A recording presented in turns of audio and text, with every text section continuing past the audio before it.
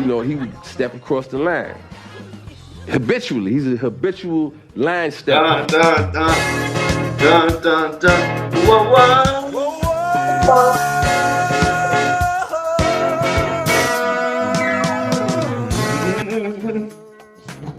What up, boy? What up, man? Yo. Welcome to the Habitual Line Steppers podcast, y'all. I'm Garrett Langley Henson. And I am the New York Knicks. Let's go. You're going down, son. I said that, Terry. Welcome y'all to a very special episode of the Habitual Line Steppers podcast.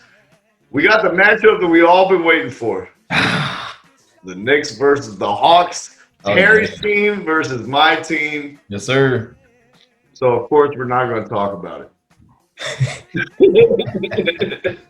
We're saving the best for last, guys. We're saving the best for last. Yeah. How we are going to start this joint off, though, is finishing our awards from our last podcast series. Yeah. We already did MVP. We already did all defense. We already did all NBA. So why don't we start with MIP, most improved player.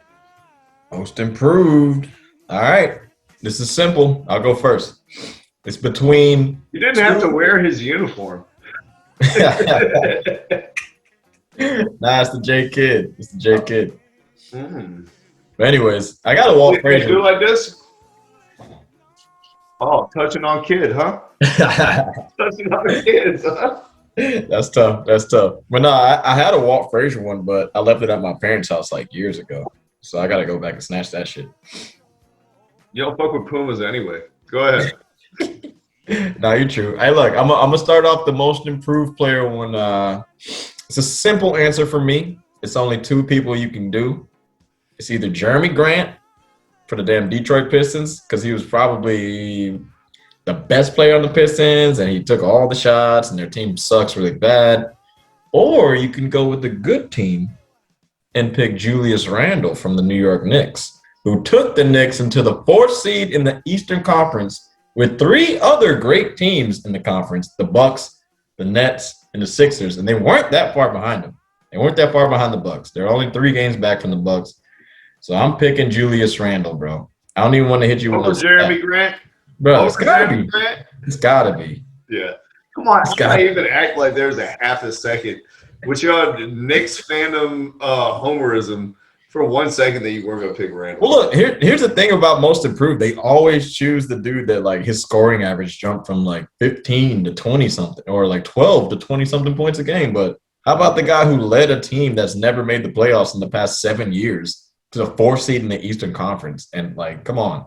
This shit's simple. How about a guy who last year was competing in the playoffs guarding LeBron and Kawhi Leonard, who turned around and led his team to the 13th place finish in the Eastern Conference? What about that? Huh? No, Jeremy Grant. Progress. We went from guarding the 2 of the 5 best players in the world to watch the game on your couch with me. I'm going to give my case for Jerry and Grant just because the case for Randle is so overwhelming. I think we all know that he's going to win most improved. But we shall see. Jeremy Grant had the opportunity to return to a contender and bet on himself and was like, no, I want a bigger role. I don't want to just be getting buckets in transition, corner threes, and random dunks. He's like, I want to see what I look like as a star, as a main dude with a team around me.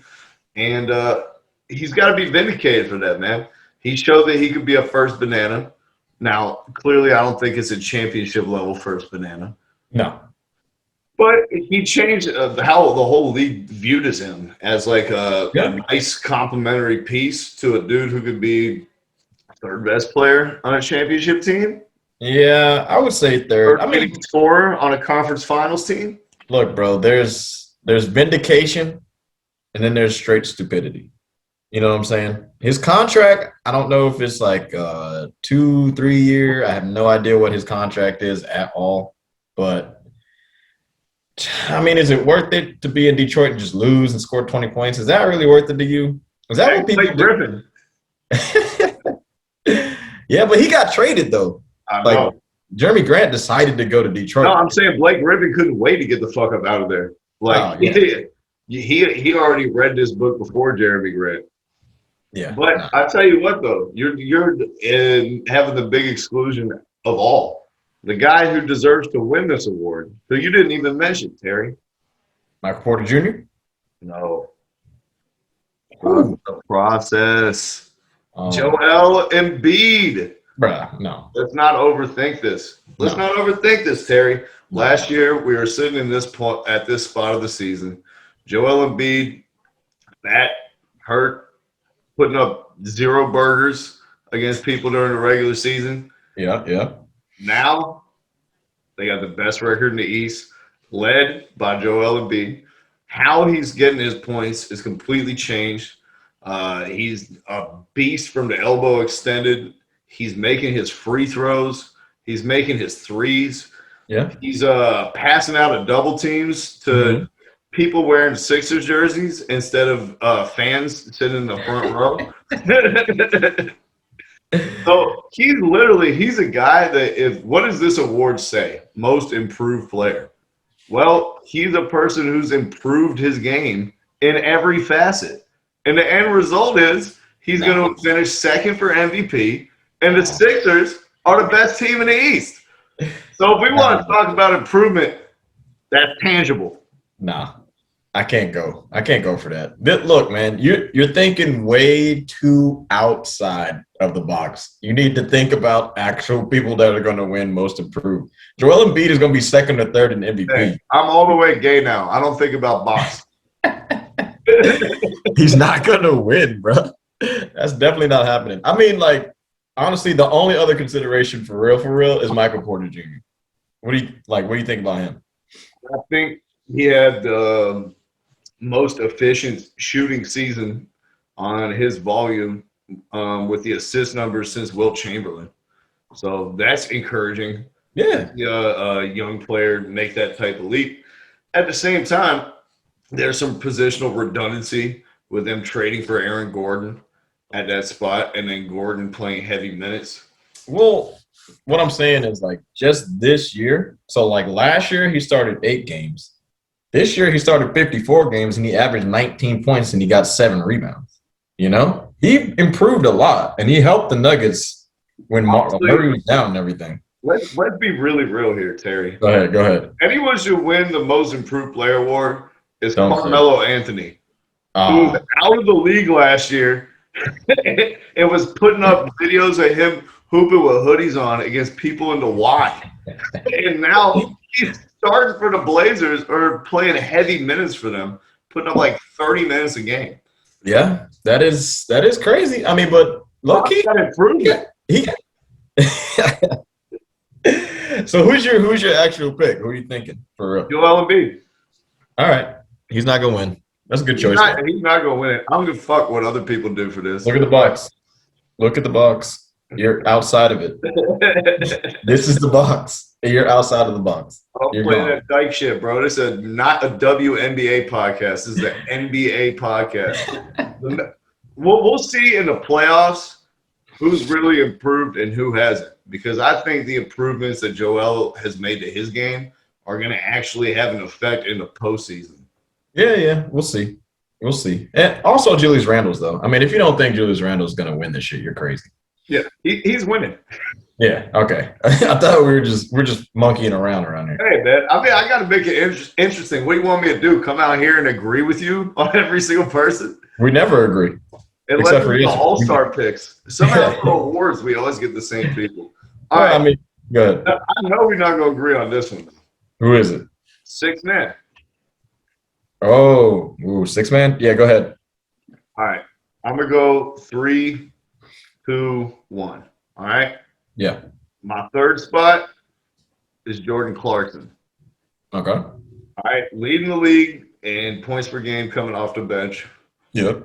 He's the classic 6-man microwave, play no defense, don't pass the ball. All I do is shoot guy. And he's doing it pretty well, scoring 19 points a game coming off the bench. Yeah. So he definitely gets consideration for fitting the classic archetype of what a 6-man looks like. And he definitely fits that mold.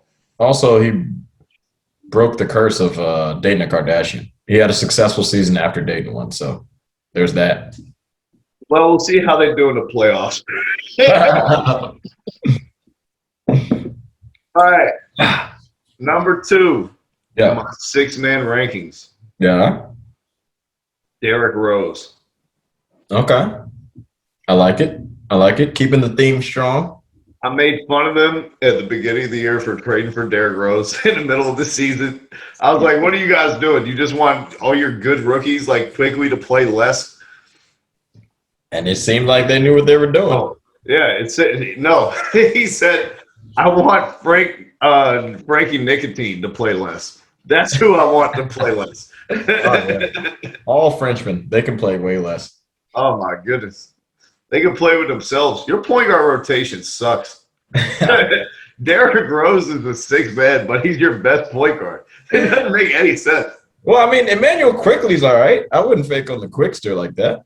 Yeah, he's a rookie. We'll see. He's good. Yeah. One of the nastiest floaters in the league. Oh, disgusting. It's up there with Tony Parker. Rashawn Holmes. And also the guy from Australia, a little tiny dude. You know, the one that got cooked by Steph in the finals? Oh, no. The one who throws floaters that become alley-oop passes? Yeah. Halfway through the shot, it turned into an alley-oop. Yep. I can't think of his name right now for some reason, but you know what I'm talking about. Yeah, he got the people's elbow. We're not going to mention it. You shall not be won't named. do it. Al Horford's best friend. Come on. It's not deli time. All right.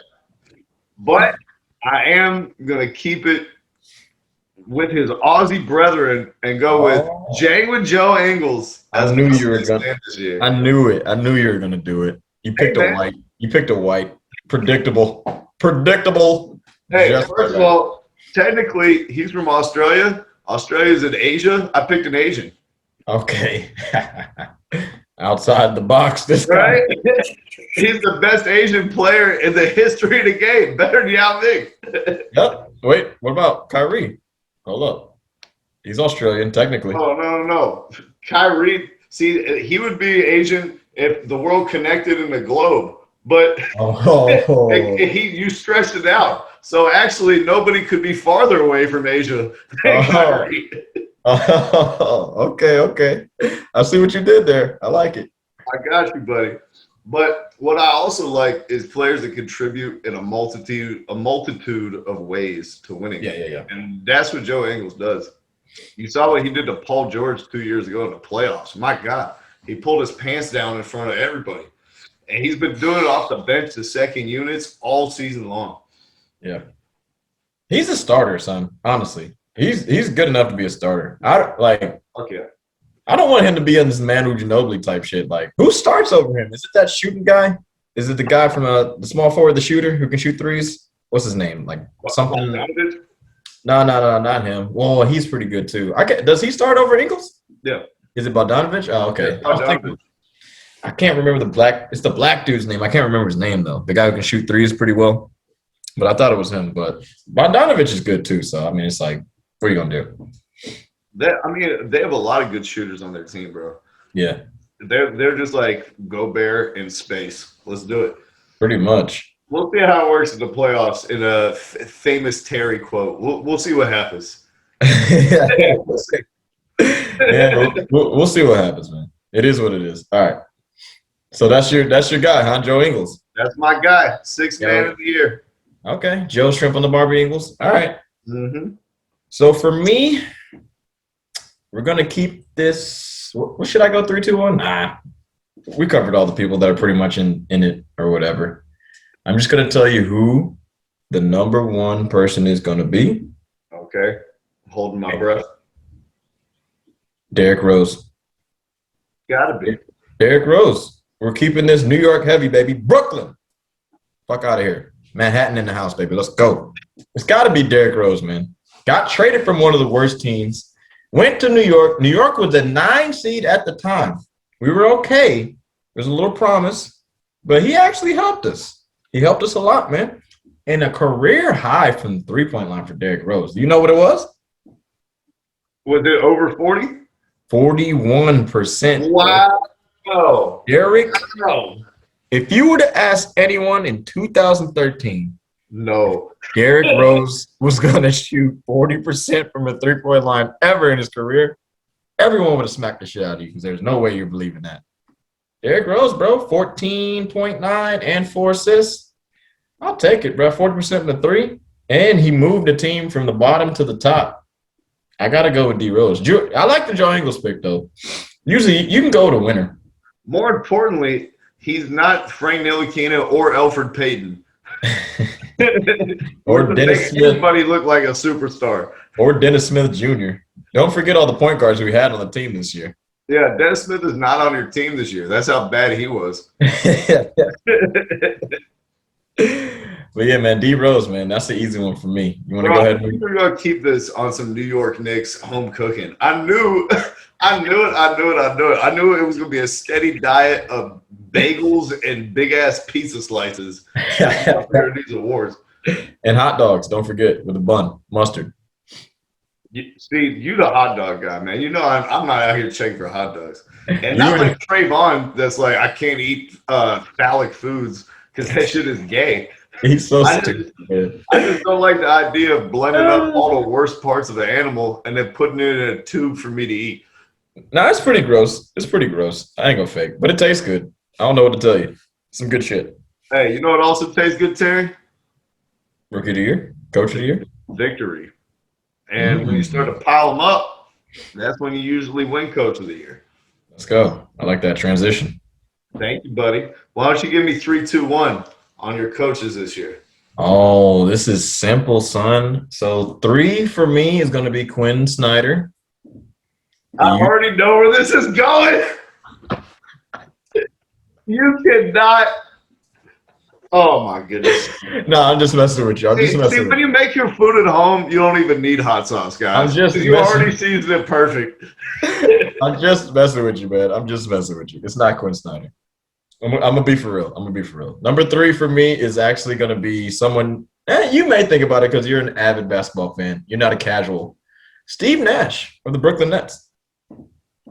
I'm going with Steve. But wait. But Kyrie said they didn't have just one coach. And this is the exact reason why Steve Nash is the 3rd pick for me for Coach of the Year. I really contemplated giving him the award, but there was 2 other people in the Western Conference that we know, that I'll explain later about. Steve Nash, not only did he have one of the most dysfunctional top 3 players ever, they only played 8 games together, really, in total. The big 3 that everyone loves barely played together all season, but yet somehow they were number 1 all season and just faltered at the end because KD and Harden are hurt. Kyrie can't carry a team. Come on, let's not be silly here. Just act like this guy can carry a team. That's not true at all. Right, you need Dion Waiters to come in and carry it for you. Yeah, true. Honestly, the fact that LaMarcus Aldridge retired, they thought they had him. He retired in the middle of the season. Didn't Spencer Dinwiddie was supposed to play on the team, right? And he got hurt, right? Got hurt. Yep. I mean, LeVert got traded away, big key. Jared Allen got traded away. He was a big key. I mean, dude had a makeshift team, and they came in 2nd in the Eastern Conference, bro. And almost damn near came in 1st. I'm proud of Nash after this season. That's my number 3. Terry, I think that's an inspired pick. I don't know if he's going to get a lot of votes for Coach of the Year, but I think he surely deserves it.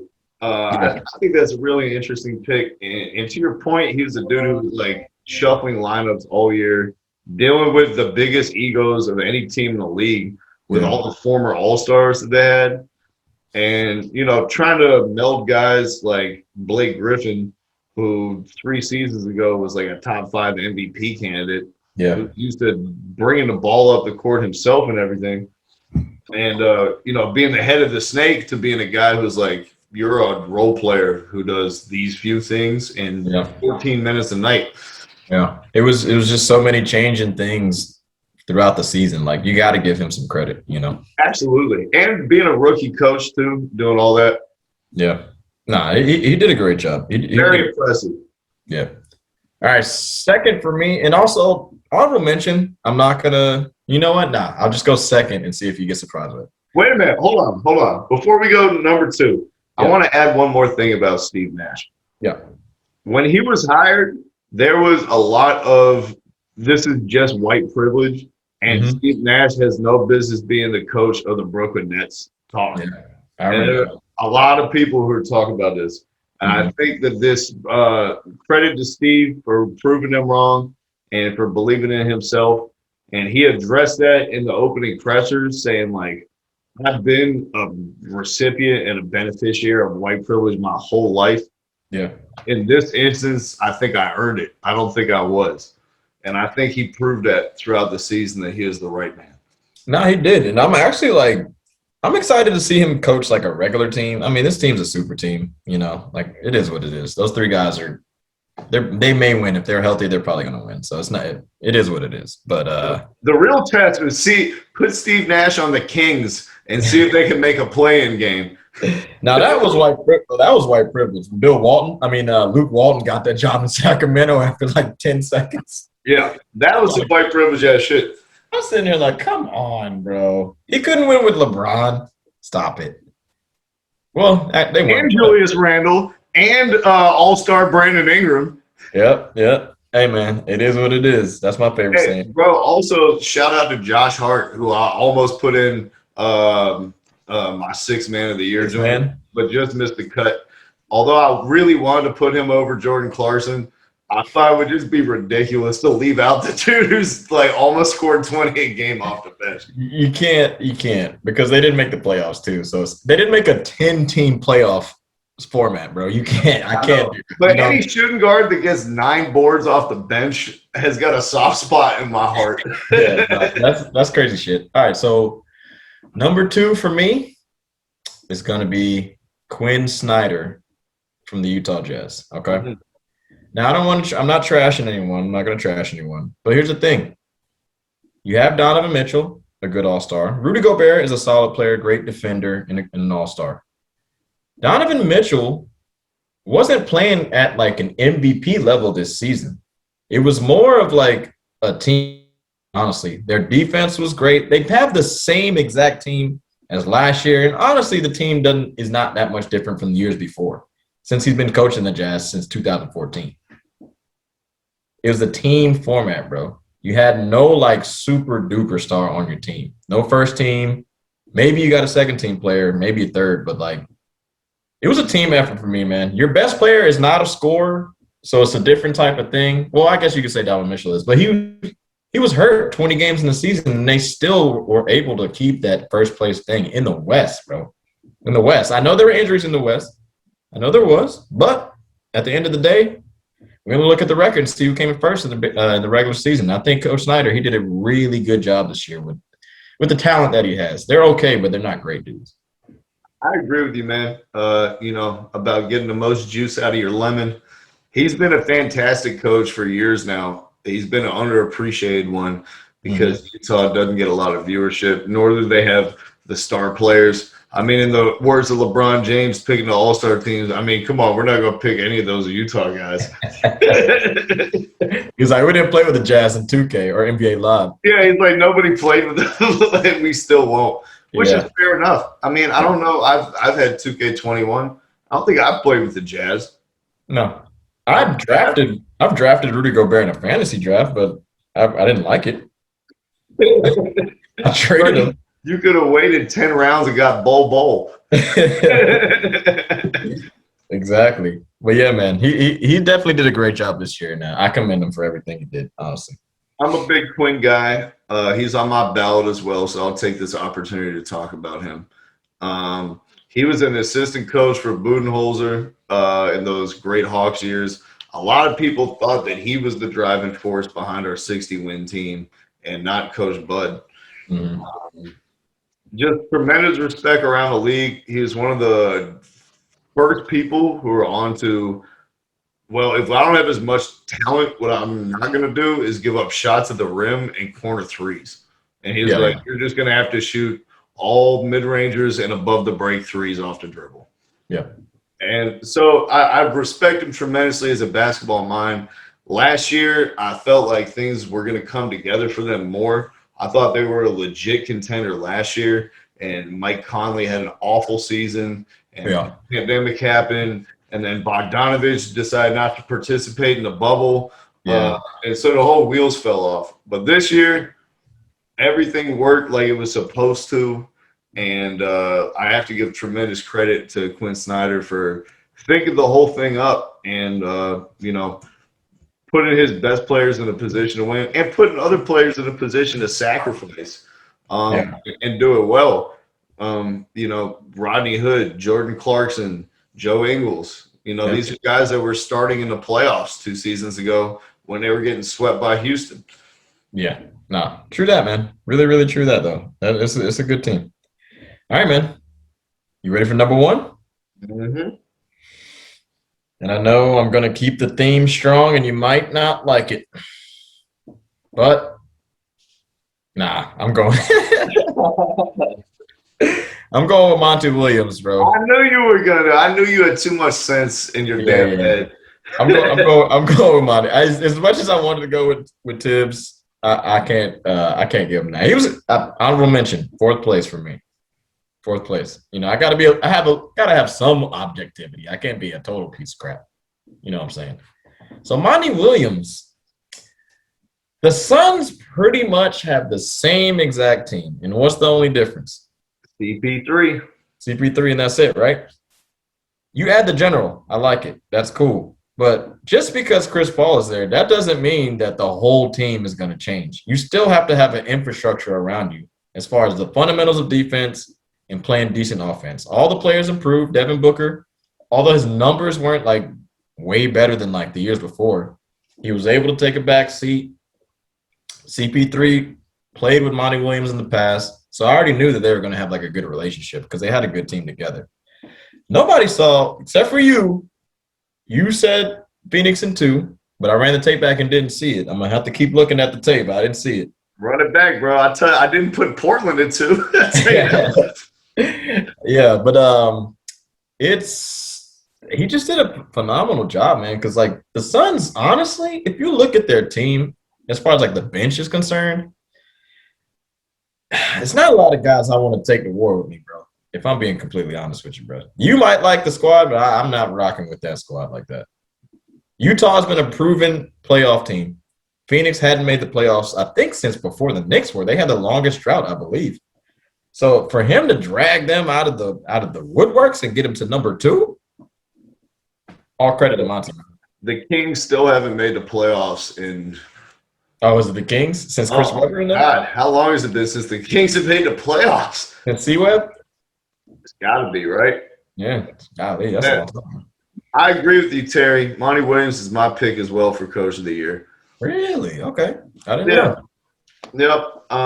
So I guess I'll start with my 1 and then do 2 and 3. Okay, right. Monty, to me, the reason I gave him Coach of the Year is I didn't know if he was going to get fired this year. Like, I legitimately had questions on whether Monty Williams could coach in the modern NBA or whether he was like an old head that his style of basketball has the league has passed it by. And he answered all those questions. He answered the number 1 thing, which always in the NBA, managing egos. Yep. And he's got their rotations tight. They're a professional team. They're a team that plays in a way that's going to translate to the playoffs, being successful in the half court, playing a slower pace. I don't like their chances. Throughout. You don't like their roster. Is what you don't like.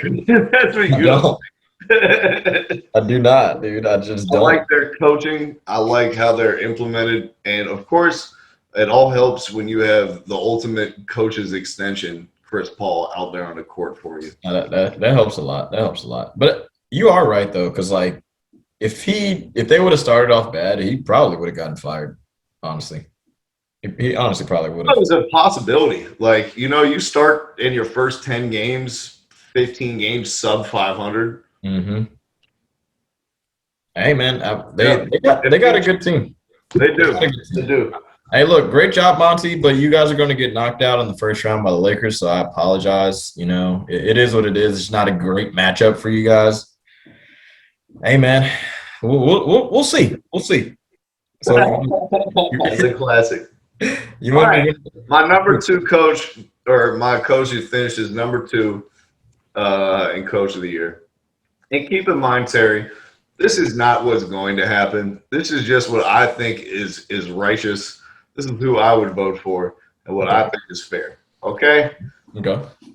If we're going to allow you a little bit of home cooking in these awards, I don't see why we can't allow a little bit of home cooking from me as well, which is why I'm putting Nate McMillan at my number 2 slot for Coach of the Year, despite only coaching half of the season for the Atlanta Hawks. That's not gonna happen, but I like it though. If it was allowed for you not to coach an entire season, he would actually be up there, man. Because y'all's record with him is really good. Is it not first or second or third or like it's probably up there? Our winning percentage is second in the NBA since he took over. He's the reigning NBA Coach of the Month. We had the longest winning streak in the NBA this year with 9 games. Okay. Tied by the Knicks. Right, tied by the Knicks. But most importantly, Terry, when Lloyd Pierce was fired, the Hawks were sitting in 11th place in the Eastern Conference. A half a season later, under a coaching change, we're tied for the 4th best record in the East. Yeah, he did a really great job. Unfortunately, he probably won't get any votes, but he did a fantastic job, man. It just sucks that it's the Hawks and nobody cares, but like at the end of the day, he coached his ass off. He really did. I mean, the turnaround is night and day, son. Night and day, bro. Kid Cudi type shit, day and night. The offensive diversity is just like under Lloyd Pierce, we're just running these fucking double pick and rolls where one person dives to the rim, the other person pops. That was our whole offense. We just ran that every single set. And so it was like the old Rockets showing. Everyone just stand around. 1-4 flat. 1-4 flat. Exactly. And like the whole team wasn't energized. It was like, Trae Young, you either take us to the promised land or we'll just lose all of our games if you don't play great. And it feels great to have a real coach come in and like put in offensive sets and, you know, get people to buy in and play hard and play defense and not jack up 40-footers 4 seconds into the shot clock. Yeah, man. Hey, look, I commend you. It's a great pick. It's a good job. You're a great homer. I love it. I tell you what, Terry, if you like this one, then you're going to love the next one. All right, who's your third? If you said nobody cares about the Hawks this year, I promise you people care less about the Rockets. Now, that's who I'm voting for my Coach of the Year. I know it doesn't make a lot of sense, guys, that the team with the worst record gets Coach of the Year. But Silas deserves Coach of the Year just for what he had to deal with James Harden at the beginning of the season. This man signed up to go to a team that was contending for an NBA championship, turned down so many offers over the last couple of years to find the right situation. Oh, my God. Comes into Houston. He gets bolstered by a terrific signing of Christian Wood, giving James Harden his ultimate pick and roll partner. And then what happens? Mutiny. The Rockets should have been called the whatever, some famous ass boat, the Pharaohs or something, because they all mutinied on their captain and left Silas out at sea, walking the plank, playing Kenyon Martin Jr. and a bunch of other people that you never heard of before the season started. And somehow John Wall, Silas, Christian Wood, Kenyon Martin Jr., Jayshawn Tate, and company dragged these guys to winning 20-some games. It was unbelievable. They shouldn't have won any games this year. Stop. Steve, I am so freaking proud. Stop. It's over. It's over. Just stop it. Should we even continue to talk basketball? Because this is just buffoonery. You're just clowning on the game. You're clowning on the NBA. I'm sick of this shit. Stop it. This is not – nobody's going to – are you crazy? Bro. What the man had to go through in a COVID year? In a pandemic, Terry? In a pandemic? Steve Nash went through more than him. That's not even close. Not He's even. white. Okay. Yeah, you lost it. You lost it. It's over. But yeah, man. I like your first and second pick. Your Houston pick. You went way. Oh my. Yeah, you lost your mind. Are you going to therapy?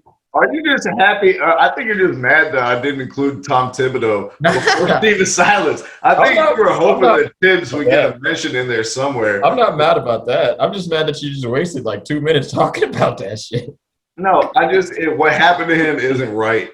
And he needs this type of recognition. You know what? Hey, look. You know what, y'all? Garrett is just too smart for us. He's over our head. We're not in the same league as him. We're in the NBA, and she's way know where you are, man. You're in the stratosphere, bro. You playing Space Jam, son. Bro, Space Jam. I'm standing on top of the Sydney Opera House, and you guys are completely on the other side of the world in Tokyo. Yeah, you're an idiot. Geography. Put a geography joke that only maybe me and like 3 people know. We're done. Whatever. We're done. Joe Ingles and Jeremy Lin got it. All right, man. So that's your awards. I think that's it, right? Last one, rookie. The last one. All right, rookie of the year on 3. 1, 2, 3. LaMelo Ball. What? You can't be serious. He missed like 20. How many games did he miss? 20? Yeah. And then the other guy was like, it would have been better if they were playing 4-on-5 than having him out there.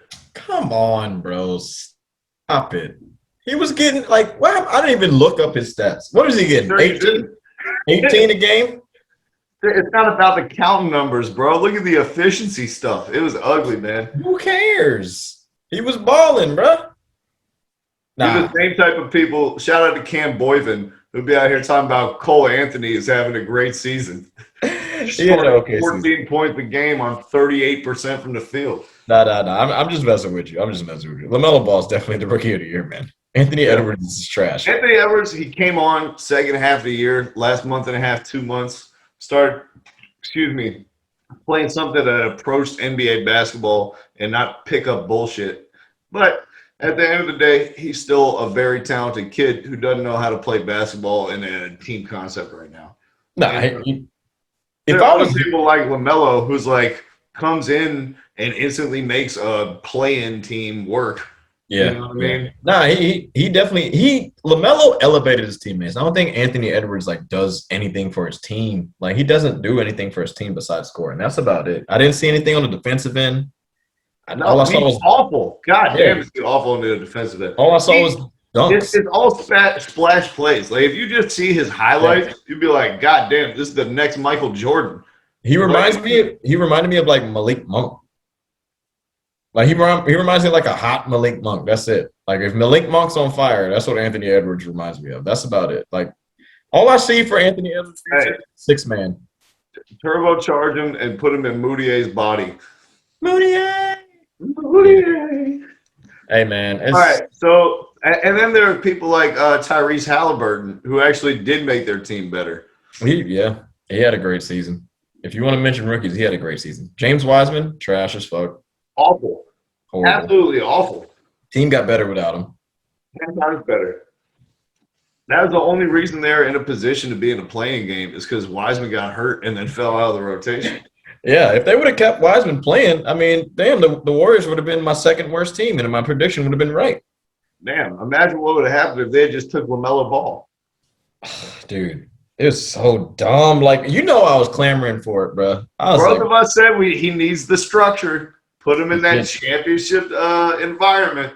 But didn't he show you something? I believed in him. You didn't believe in him like that. I didn't think he had this type of discipline to I knew he was going to be a star. Go to a somewhat shitty team and not take a whole bunch of bad shots.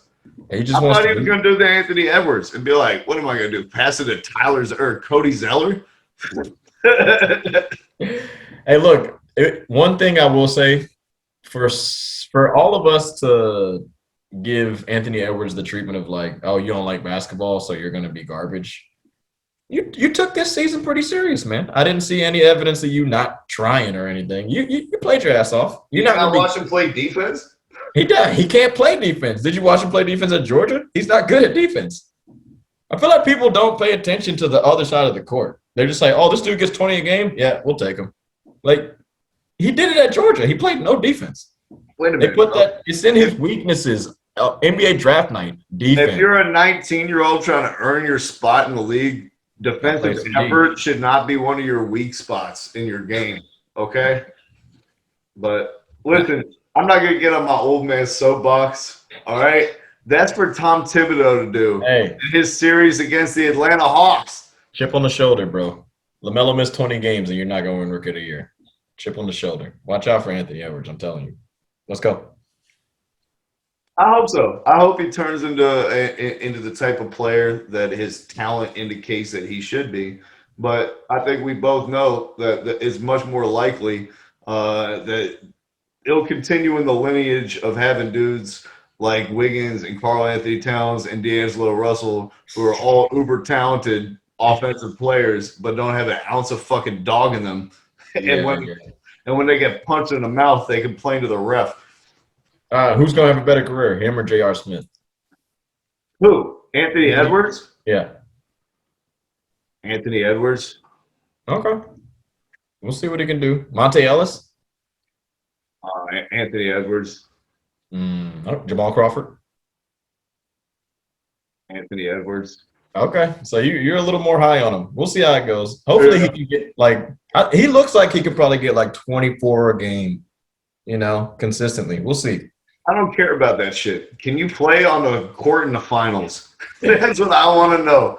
I think he can. But LaMelo's going to win, and he's going to be the better player over their career. No. He still has a lot of the game to learn. You know what I'm saying? This ain't football, young man. But the New York Knicks wouldn't know that, judging from how they played defense during this regular season. Terrifically. Yep. They come into the matchup with the Atlanta Hawks having the second best defense in the league, according to the numbers. Let's do this.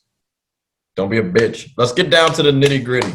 It's my team, the New York Knicks, and your team, the Atlanta Hawks. We're true fans of teams in the NBA. We ain't bandwagoners, bro. We don't hop around. Yeah, I like LeBron James, but I'm not a Lakers fan. Never have been. Love Kobe, too. Don't like the Lakers. I'm a Knicks fan, true and true. So who you got, son? True and true. Through all the ups and the downs.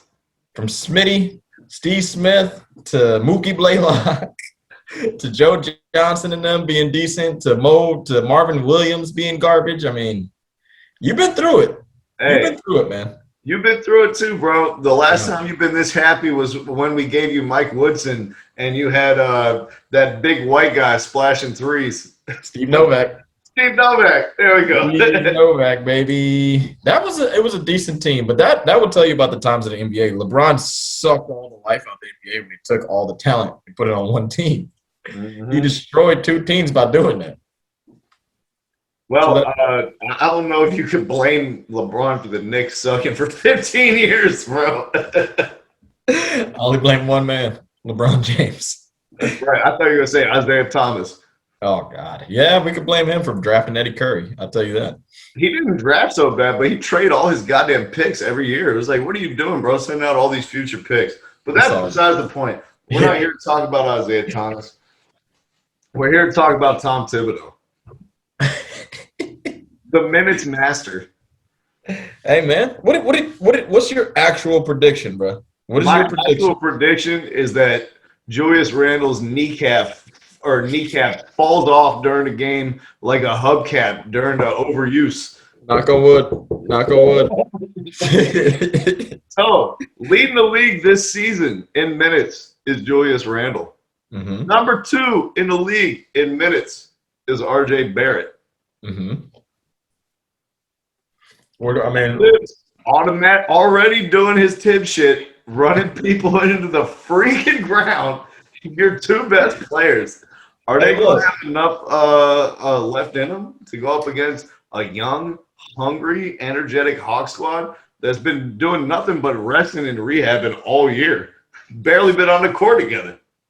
So apparently your starting 5 is going to be 5 guys that have only played how many minutes together? 16. 16 minutes. And that's what you're going to send out versus us? That's who you're going to send out versus the team that beat you 3 times in the regular season? That's the team that we scored 141 points on you in the first game, 117 points on you in the second game, and a whopping 113 in the third game. Yeah. Did that lineup play 1 minute any of those games, Terry? Don't know. First game, Trae Young that's why we're going to play it. The first game, Trae Young got hurt, so we can put that as a wash. And it somehow it still went to overtime. No big deal. Won't talk about that. Won't talk about that at all. But here's the thing. That was pre-Derrick Rose. Here's the thing. Since you're scared to give me a prediction, I'm going to go ahead and say, well, the bet between me and you is whoever wins the series, the person has to wear that other person's gear on the next pod. Not only that, you got to buy it and wear it. I'm not buying you a Hawks joint. You got to buy it for yourself. And you can't return it. You got to put it in your background. Yeah. Forever. It's in the background. I like that. I'm going to put mine right here. Fair enough. I'm going to cover up who am I going to cover up in this joint behind me? Can't cover up Wilt or let me see. Is Josh Havlicek floating around back there? Oh, yeah, I was about to say, he better not be on that damn shit. But, hey, look. So, here's my prediction. You were scared to give me one. Wait. We're not doing predictions out the top. You got to do the predictions at the end, bro. After you build the case the whole time. What's the case that you are going to beat this team? Case. Wait a minute. Let's not start at the ending, right? Let's start at the beginning, okay? Go ahead. The Hawks and the Knicks finished with the exact same record this year, right? We all know in the NBA, record isn't the beginning and the end of the story. There's a lot more deeper dive that you need to do. If they just did by record, then the top 8 teams would be the best 8 teams every year in the playoffs. Yeah. But it's not. Usually the best indicator come playoff time of a team's strength is your points per 100 possessions, whether you're positive or minus. Okay. You may remember like the Warriors, all the great teams, they had like +9 points per possession. Uh-huh. Which means they went on an average about 9 points a game, right? Yep. The Hawks or the Knicks this year finished +2.4 per 100 possessions. The Hawks finished +2.2 per 100 possessions. The 2 closest teams in the entire NBA. So not only does the record tell us that they're dead even, the advanced numbers tell us they're dead even though they're 2 very different style teams. I think this is the most compelling matchup of any series in the first round, regardless of my home fandom. I think this is the one to watch, man, and it's evidenced by them bumping us to the prime TV slots. Yeah, you're right. For the first time in a decade, the Hawks aren't on NBA TV. That is true, man. We got TNT, ESPN, and ABC, man. And you know why they have a TBA, to be announced? In case we don't sweep y'all. In case, you guys love getting swept in the playoffs for no reason. That's your favorite thing to do, bro. Don't even talk about that. Even when we had a horrible team, we never got swept. You never played LeBron. Huh? You never made it far enough to play LeBron. Oh, shit. All right, cool. The 61-win team got swept. How do you feel about that? Yeah, we had to beat the Wizards and the Celtics first, or the Wizards and the Nets. It felt great. We won 2 playoff series. Cool, man. Last time you guys won 2 playoff series in one year. In the 90s? Yeah, okay. Shut the fuck up. If we made it to the finals, eat it. Eat it. As an 8th seed, too. Very impressive feat. Lockout year. All right. Is that all? That's all your case? That's all you got? No, dude, I'm not making my case. I just got talking points. All right? Oh, okay. All right, let's make the case later is what I'm saying, right? Yeah. So other talking points out here. The 3-point defense. We already talked about the Knicks had the number 2 best defense in the league according to the advanced stats. They're number 1 in the league in defending the three-point line. The Hawks were number 3 in the league in defending the three-point line. Oh. Both teams stocked with shooters. Yeah, sort of. I mean, look at the Knicks. You guys are up and down your roster. You guys had like a ton of people shoot over 40% this year. But D Rose was an anomaly. We can all say that. He's an anomaly, but other guys like Reggie Bullock, you always knew he could shoot. Yeah. You know what I'm saying? Alec Burks. Alec Burks can shoot his ass off. We know that. We definitely know that. RJ Barrett shot a career high. He shot. It was like everyone on your whole team shot a career high. Randle shot 41. Thanks to Julius Randle, like he just did a good job of getting people open. He dominated the game, then he forced doubles, and everybody just had a chance at open threes. Like you got to give him a lot of credit, man. I mean, the main reason why you guys are on prime time is not because you guys are good. It's because you're playing the New York Knicks. Yeah. That's why your coach said as much to the media and got fined $25,000 for it yesterday. Hey, he keeps it real, man. I like that. Yeah. I mean, it's true. And we have an MVP candidate on the team. Let's not forget that. And a Coach of the Year candidate. Let's not forget that. And a Sixth Man of the Year candidate. Let's not forget that. Right? All right? I'm not forgetting it at all. I'm not forgetting it. There's no doubt the NBA and the viewing public in general wants the Knicks to win against the Hawks. They very much want for you all to advance and for no one to hear from DeAndre Hunter ever again. That's not what's going to happen, bro. No, that's not true, man. Trae Young is probably the most exciting player in this whole matchup. Trae Young is the most exciting player. He's top 5 exciting player in the league, you think? Yeah. He's a just in terms of excitement, yeah. Yeah. I honestly cannot wait to see him play like in a playoff game. I really want to see how he plays like with the lights on, like bright. You know? I do, absolutely. In the Mecca, son. And because, as you know, everything is different once those bright lights come on. And physicality gets ratcheted up a notch. Defense gets ratcheted up a notch. Playing a half-court style becomes a lot more important. Yeah. These are all things that the Knicks have done well all season. Playing with physicality. They play at the slowest pace in the league, 30 out of 30. It's a Tibbs thing, man. This team has Tibbs like tattooed on the logo. Like this is a Tom Thibodeau team right here, bro. I mean, he has successful teams besides, Minnesota. They're horrible. And no, just Minnesota he was bad. I don't remember where else he was bad.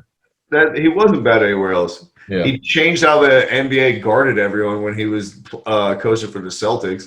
Yeah. And with the Bulls, they pushed LeBron and them with fucking Rajon Rondo and a bunch of scrubs. And then, he goes out and then he gets tissue-plied Karl Anthony Towns and Andrew Wiggins. I think Jeff Teague, who was like, I was an all-star last season. Why aren't I getting more respect from the coach? I'm an all-star. Did Thibodeau take the Timberwolves to the playoffs? Was he the coach when they were the AC? Yeah. Jesus Christ. And they should have won. If Karl Anthony Towns could have posted up a freaking point guard, they could have went to the second round. But so even so, we consider that like a massive disappointment. But if you look back, it's like shit. No one else has come close to doing that well with this roster. Yeah, no, straight up. And they even have not a better roster per se, but they have decent talent like this year on their team, and they were just completely horrid. So that brought me to I think my biggest fear in this matchup between us, Terry, is my fear of getting outcoached. Okay.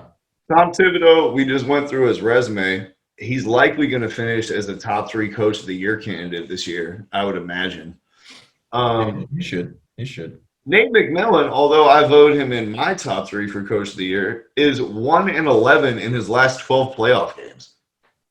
Jesus Christ. Really? Oh, yeah, that's right. Because he was the Pacers. Wasn't he the Pacers coach? Yeah. Yeah. Damn.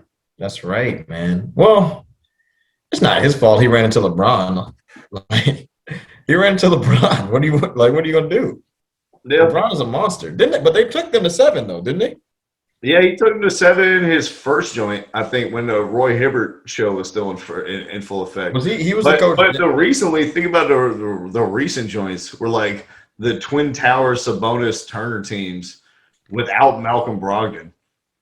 Yeah, and Oladipo getting hurt. That was tough. I mean, but like, if you come on, LeBron, people want to say that wasn't like the best playoff. What do you say? Like sequence that they've seen from LeBron. But from my memory, besides them going to the finals when he was young as shit, that was really impressive, bro. To drag that team to the finals. I mean, I know the East is weak, but that team, that roster he had was garbage. It was absolutely. He stepped up in a big way. You must not know about playoff P. Hell no. So that's one thing that makes me really nervous, and also his career record in like series is really bad. I forgot exactly what it is, but he's not what you'd call like a playoff coach. Not great at making adjustments. Yeah, that could scare you when it comes to this, because I mean Thibodeau is like, I wouldn't say like he's like a huge adjustment type guy, but he is just a great coach at like kind of analyzing what he needs to change just for like short sequences in the game, and those bursts and runs that he can get, they can win the game pretty easily. Yeah, you know? Absolutely. He's not going to sleep like until you guys get knocked out of the playoffs. He's just going to have 5-hour energy running through his veins. Yeah. Hey, look, man, the Knicks are a tough team, bro. I don't see y'all winning, bro. You just don't. It's not a great matchup for y'all, to be honest with you. You guys can put up points. The other thing that makes me concerned is you guys have the best player too, which is Julius Randle. And the thing that makes me doubly concerned is, do you know who Julius Randle scored more points on than any player who guarded him in the NBA last season? Was it John Collins? It was indeed. Ding, ding, ding, ding, ding. He put up 92 points on John Collins' head. Jesus Christ. In 3 games. Do you know what his average was this year? He was 37 against the Hawks.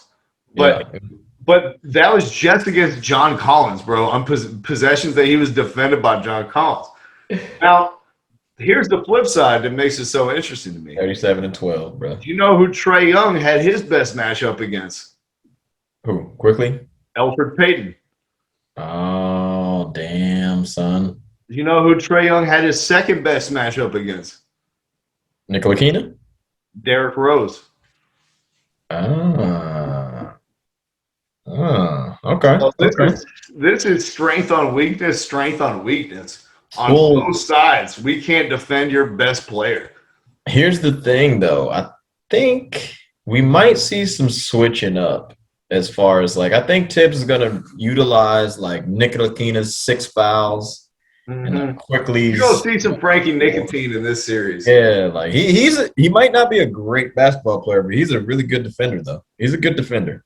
Yep. He may be a little too tall and not quick enough to guard Trae Young, but I could see him giving some problems. I looked up the individual numbers. He did a great job on Trae. He held him to like 0.8 points per possession this season. So I mean, like you might see a really good job. You might see some offense for defense substitutions at the end of the game, you know. So we shall see. But Jesus Christ, if he's on the floor when we got the ball, 4 on 5. 4 on 5. Unless he makes a cut. He's pretty smart, but he's not great. But I like him. But see, the thing is also he's never played in the playoffs. Like, if you think people aren't guarding you in the regular season, come playoffs, like we're straight up not even gonna look at you. Like we're really gonna actually play 4 on 5 basketball. Oh, we're on some Andrew. Get 10 points in a row. Andrew Roberson type stuff. We're on some Andrew Roberson stuff. Yeah, for real. I don't know, man. It's just the Julius Randle thing concerns it for me as far as like, you know, in y'all's perspective. Just having the fact that I don't think anyone on your team can guard him really. He's too big for your small forwards. Okay. John Collins just can't guard him. Here we go. So I'm glad you brought that up. Right. Because who was the crucial player we missed this whole time? Deandre Hunter. Yeah, okay. Deandre Hunter. He's too big for him, bro. No, he's not. Deandre Hunter's defend LeBron credibly, defended all types of dudes. Jimmy Butler. Not worried about that. he absolutely can hang with Julius Randle. The problem is Cam Reddish would be our secondary defending on him, and Cam Reddish is out for the season. And beyond DeAndre Hunter, I think probably our second best solution is Tony Snell. That's not great.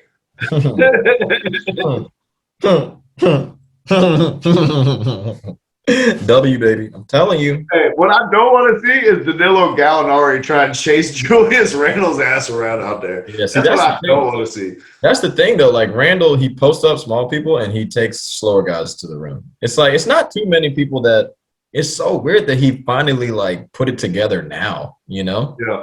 Like, why weren't you playing like this before? I don't get it. I think Onyeka Okongwu is going to be crucial and is going to be like an X factor for the Hawks because the front court depth for both teams to me is a major question mark. Behind Capella, it's only Okongwu at the 5 spot. Yeah. Behind Collins. We've already mentioned that neither Collins or Gallinari has any hope or prayer of guarding Julius Randle. Yeah. On the other side, though, for the Knicks, you guys got Nerlens Noel and then Taj Gibson behind him. And what else is there at the big positions?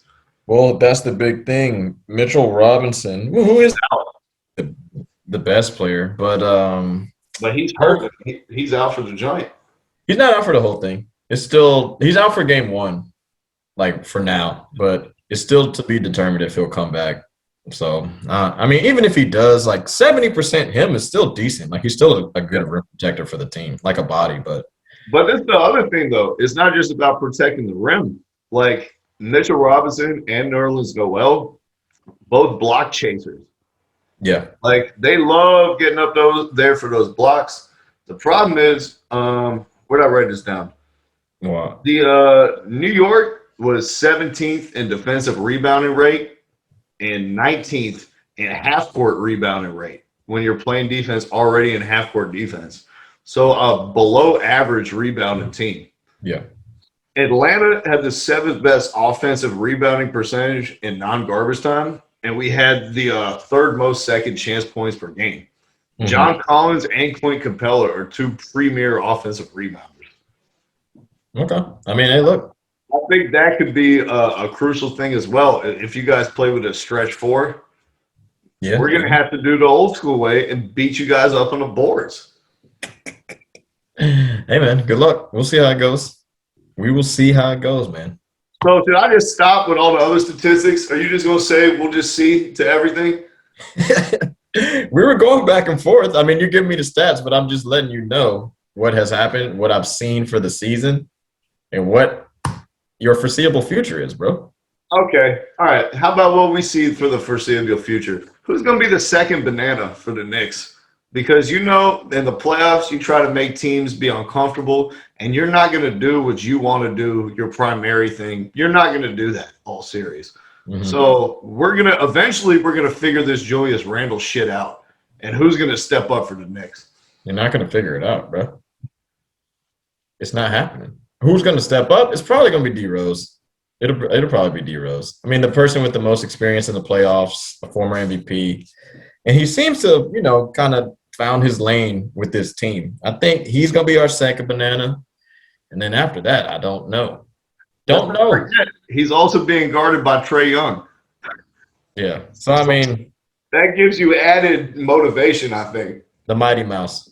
They could. This is a team where you can cross match with them, but for some reason it just didn't work out when he cross matched because I guess the way like Tom Thibodeau saw it, he was just running the other dudes off screens who Trae Young was guarding, and they were just splashing threes on him. If you remember the games, I was like, damn, bro, this shit is crazy. Because I mean, I thought in the beginning of the season the Hawks were gonna be really good, so I was still like, this could be a possible matchup, you know, just to watch. But I don't know, man.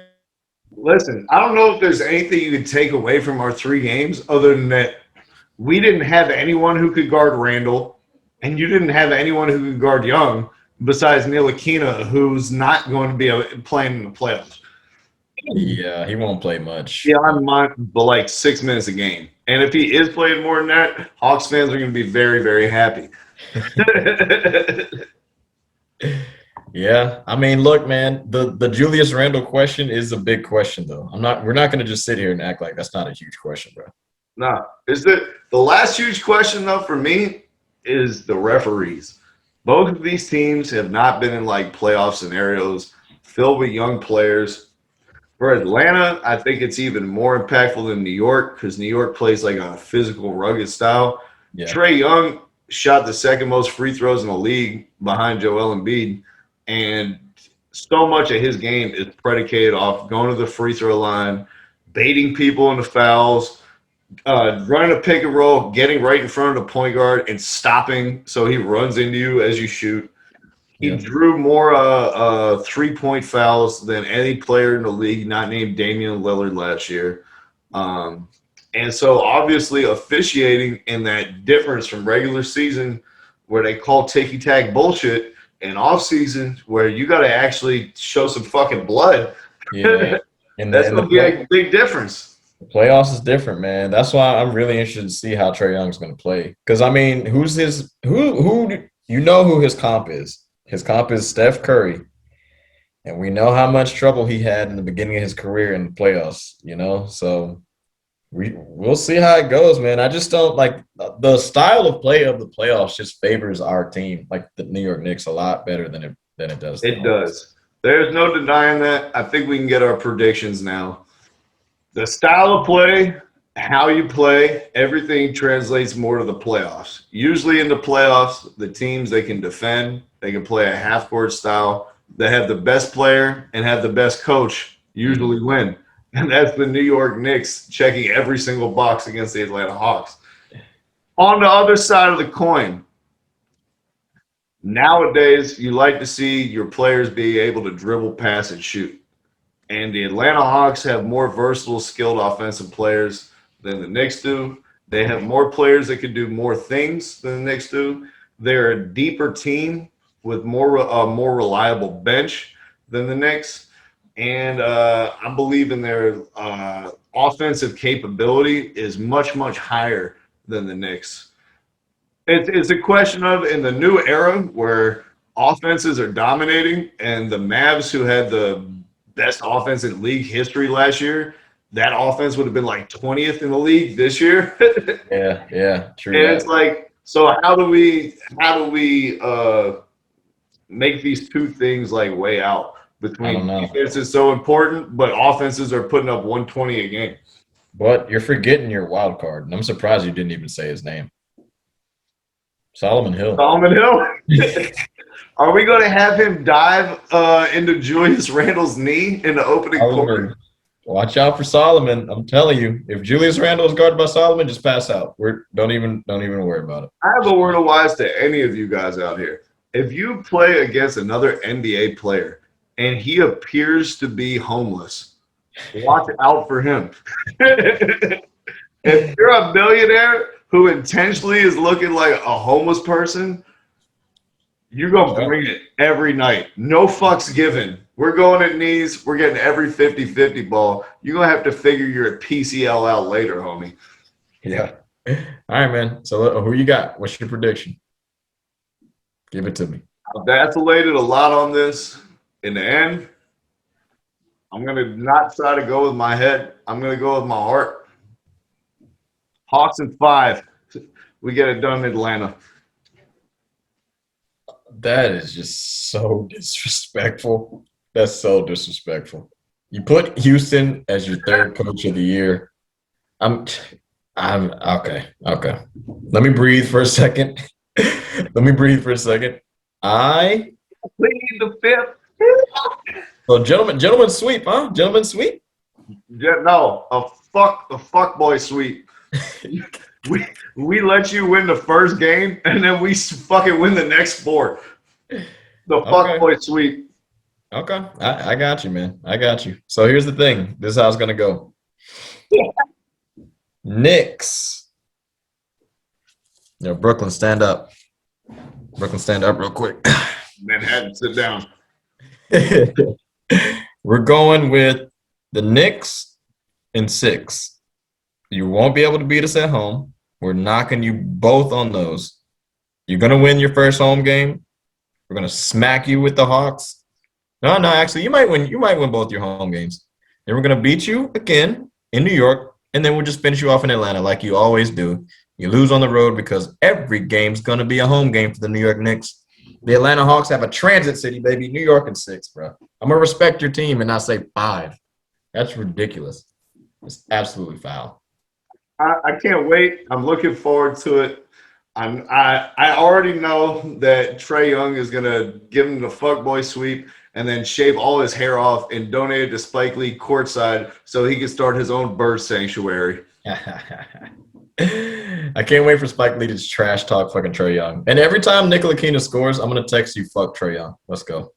Every time that Spike Lee talks trash, I want to like somebody to interview Clint Capella, Danilo Gallinari, and Bogdan Bogdanovic, and I want them to give me in-depth answers about Spike Lee's movies.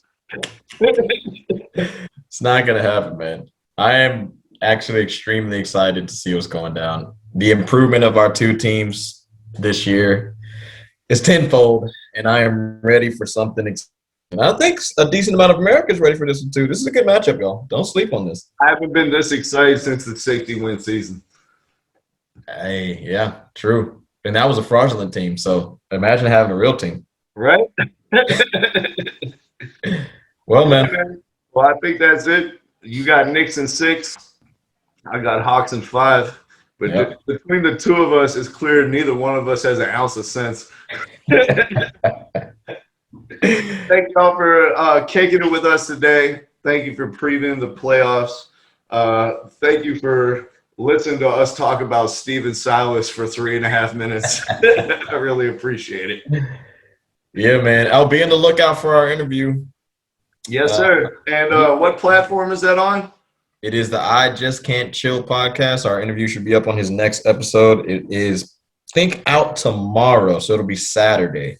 Hey. So be out on the lookout for that one. Hey, and I did a whole special guest episode with the homie Kevin Mangle on the Cancel This podcast, taking the place of his co-host Justin there. And so that should be coming out this week as well. And that's got some sports stuff. It's got some hip-hop, some popular culture, and some what the fuck are people thinking? Yeah, man. Some of our favorite things. All right, Joe. Well, I tell you what, Terry, I'm eagerly looking forward to seeing that beautiful Hawks shirt emblazoned in your background for the foreseeable future. Right here? Yeah, right there. In the corner. Nobody puts Harry the Hawk in the corner. All right, look, you can always find our stuff at thehlspod.com. And thank you for stepping across the line with us, and North Carolina can continue to stand up. Peace, man. But ATL gonna rise up. Thank you for listening to our podcast this evening. Thank you. You're far too kind.